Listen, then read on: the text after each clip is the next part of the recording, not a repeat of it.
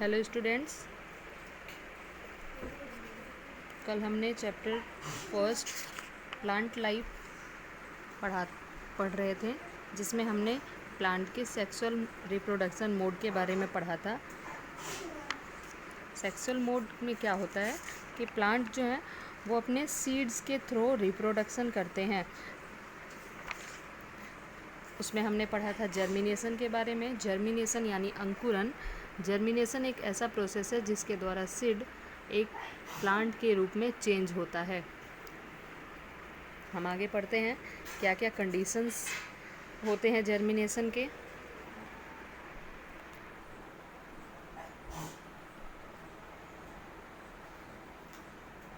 A seed may have to wait for a very long time before the conditions are right for it to grow or germinate.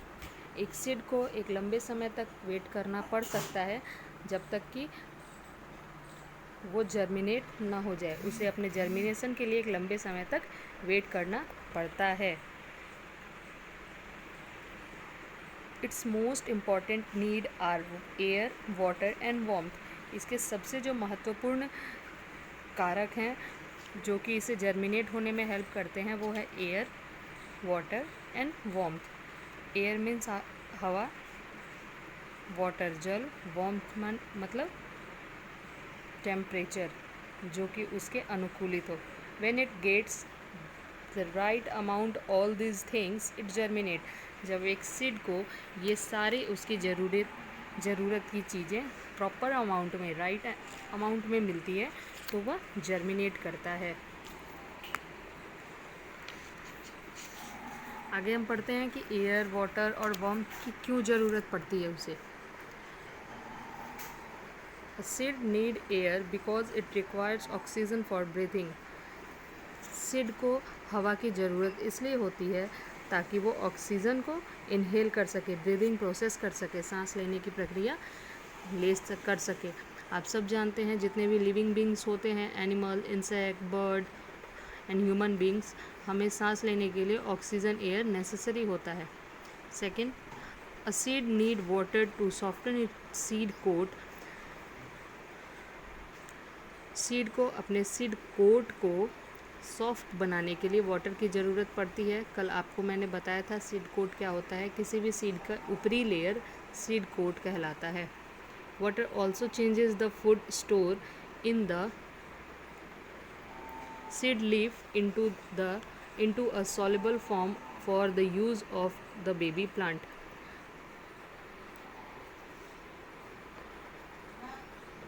Water seeds की उसके food को store करने में भी help करता है, जिससे वाटर की हेल्प से सीड के जो लीव्स होते हैं, जो छोटे छोटे लीव्स निकलते हैं, वो फूड को वाटर फॉर्म में, सॉल्युबल फॉर्म में अपने अंदर स्टोर करके रखते हैं ताकि वो बेबी प्लांट के यूज़ आ सके। And the third is a seed needs warmth to become active. Seed को एक वार्मथ की ज़रूरत क्यों पड़ती है? ताकि वो एक्टिव हो सके, ग्रो कर सके। यहाँ एक एक्टिविटी दी हुई है। आगे हम देखते हैं डिस्पर्जल ऑफ सीड। एक तो ये प्रोसेस है जर्मिनेशन का, जिससे पेड़ पौधों में सेक्सुअल रिप्रोडक्शन का मोड कंप्लीट होता है। नेक्स्ट टॉपिक है dispersal of seeds. You know that plant produce a large number of seeds.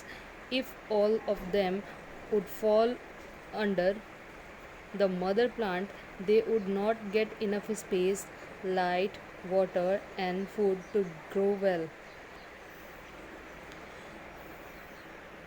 हम सब जानते हैं कि एक प्लांट बहुत बड़ी मात्रा में सीड्स प्रोड्यूस कर सकता है।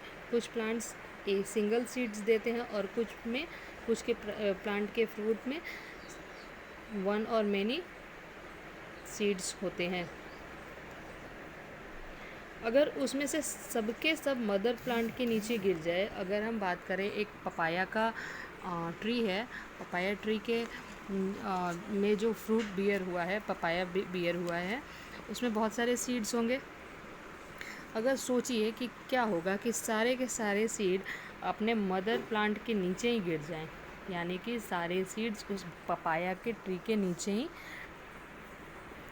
चले जाएं।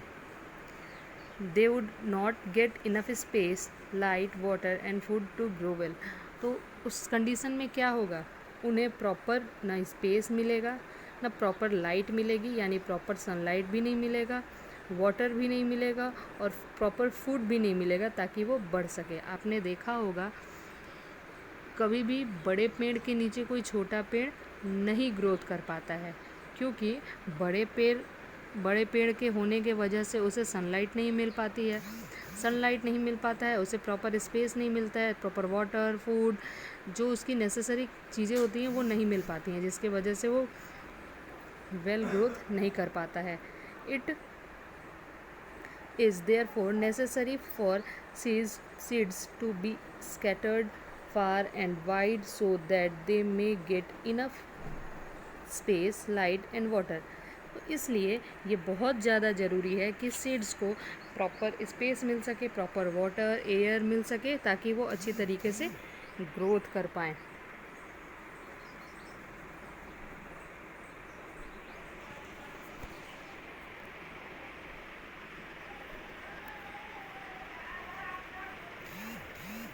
So nature help the seed to travel away from mother plant। इस प्रक्रिया में नेचर, प्रकृति उसकी बहुत मदद करती है ताकि वो अपने मदर प्लांट से दूर हो सके और दूर जाकर डिस्पर्जल कर सके। दिस प्रोसेस ऑफ ट्रेवलिंग और scattering of seeds to different places is called dispersal. Dispersal क्या कहते हैं, किसे कहते हैं, अब समझ में आया। एक ऐसी प्रक्रिया जिसके द्वारा सीड्स एक जगह से अपने मदर प्लांट के पास से दूर कहीं ट्रेवल कर सके, दूर कहीं जा सके, उस प्रोसेस को डिस्पर्जल कहा जाता है। डिस्पर्जल के बहुत सारे रीज़न होते हैं जिसके वजह से डिस्पर्जल होता है। जैसे मान लिया कि बर्ड्स हैं, बर्ड्स अगर प्लांट या ट्री पे बैठती हैं, फ्रूट्स को ईट करती हैं, उसके फलों को खाती हैं, उससे क्या होता है, उसके बीज उनके माउथ के थ्रू एक जगह से दूसरे जगह चले जाते हैं। वाइंड भी बहुत हेल्प करता है, तेज़ चलने वाली हवा के सहारे भी फ्लावर्स या सीड्स जो होते हैं, सीड्स या तो वो फ्लावर्स में लगे हुए हो या फिर फ्रूट में हो, वो एक जगह से दूसरे जगह उनका ट्रांसफरेशन हो जाता है, स्थानांतरण हो जाता है। तो कुछ ऐसे रीज़न्स होते हैं। नेक्स्ट आगे पढ़ते हैं। Many seeds have a special feature that help them to reach new places। बहुत सारे सीड में कुछ ऐसे स्पेशल फीचर होते हैं, कुछ ऐसी विशेषताएं होती हैं जिससे वो एक जगह से नई जगह पर पहुंच पाते हैं। Natural agent such as wind, water, animal and explosion help them in dispersal.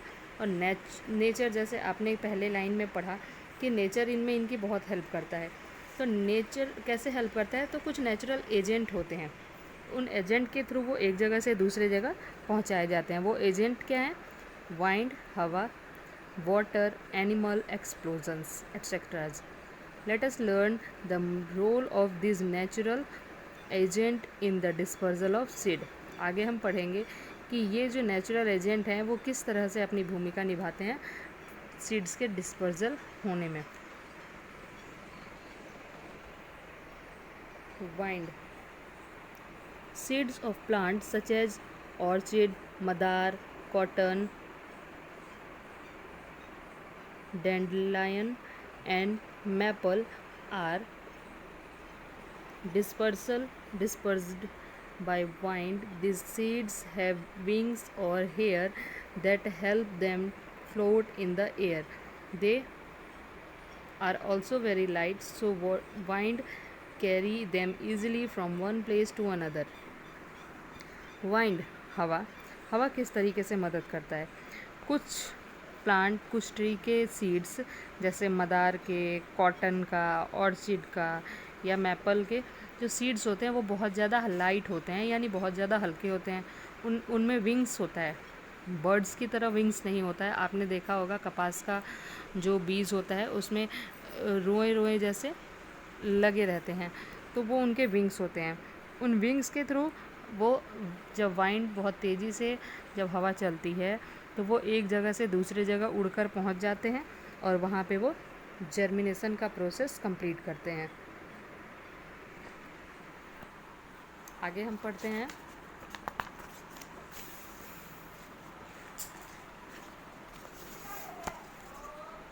Water. Water किस तरीके से हेल्प करता है।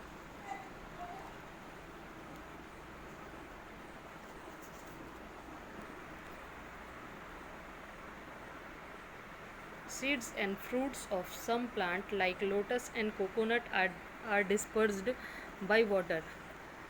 कुछ पौधों के प्लांट जैसे कुछ पौधों के सीड्स या फ्रूट्स जैसे लोटस, कोकोनट वगैरह के जो बीज होते हैं या फ्रूट होते हैं वो वाटर के थ्रू कहीं फ्लोट कर जाते हैं, यानी कहीं बह के और किसी और जगह पे चले जाते हैं।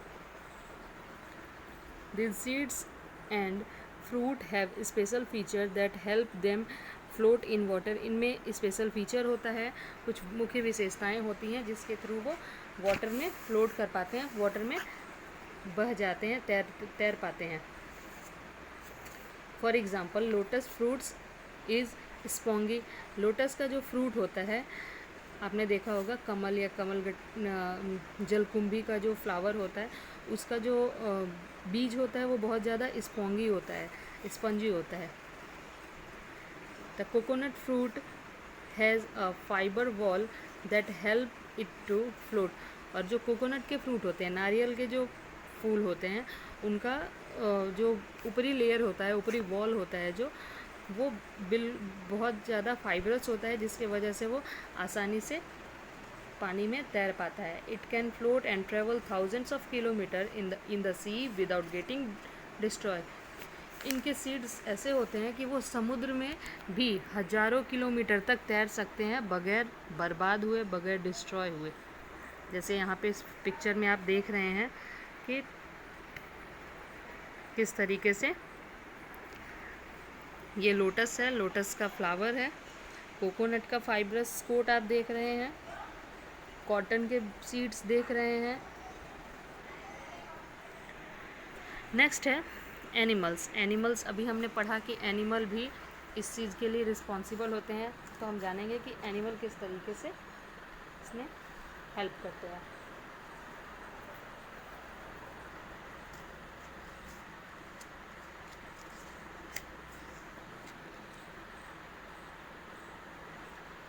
Animal. Seeds and fruit of some plant are dispersed by animal and human being also. कुछ पौधों के सीड्स, कुछ पौधों के फल या बीज मनुष्य या जानवरों के द्वारा भी एक जगह से दूसरे जगह स्थानांतरित किया जाता है। When animal eat fruit, its seed come out in the dropping at far off place.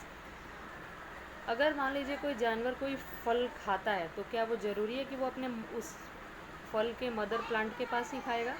नहीं, बिल्कुल नहीं। तो जब एनिमल कोई फ्रूट को ईट करता है यानी फल खाता है किसी भी चीज़ का, तो उसके जो बीज होते हैं वो बाहर आ जाते हैं।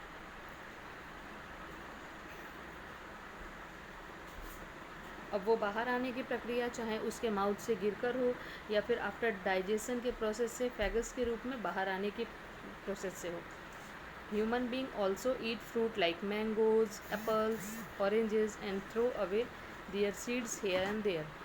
मनुष्य भी बहुत सारे फल खाता है और उसके बीज को इधर उधर फेंकता है। जैसे मैंगो, अभी जैसे मैंगो का सीज़न है, आम का सीज़न है, ह्यूमन बींग क्या करते हैं, मैंगो, एप्पल वगैरह खाते हैं, उसके सीड्स कहीं भी इधर उधर फेंक देते हैं। This seeds grow when they get right condition.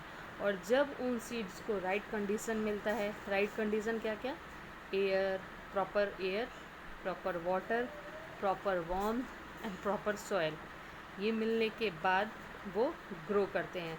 Some seeds have hook, spine, thorn and stiff hair.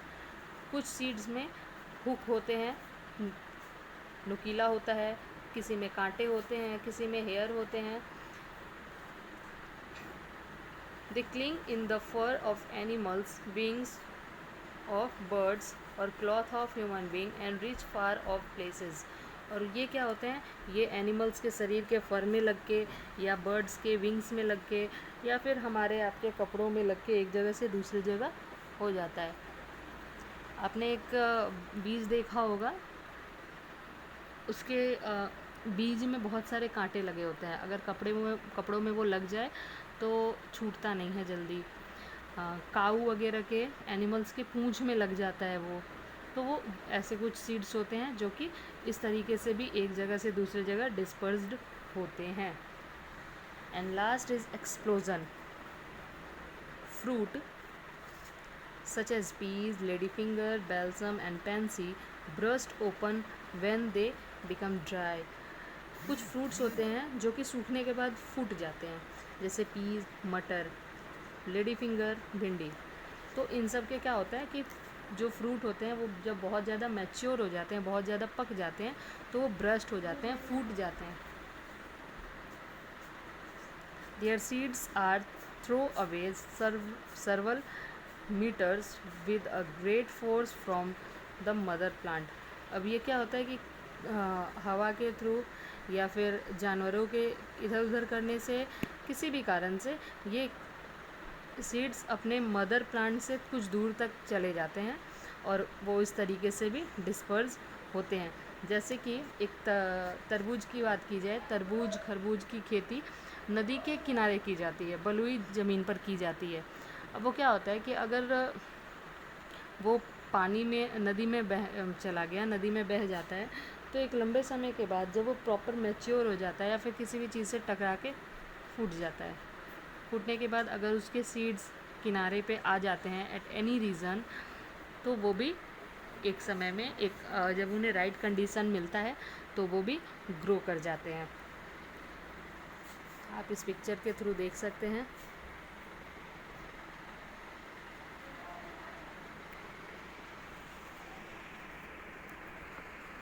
ये था सेक्सुअल मोड रिप्रोडक्शन, यानी कि पौधों में सेक्सुअली रिप्रोडक्शन किस तरीके से होता है।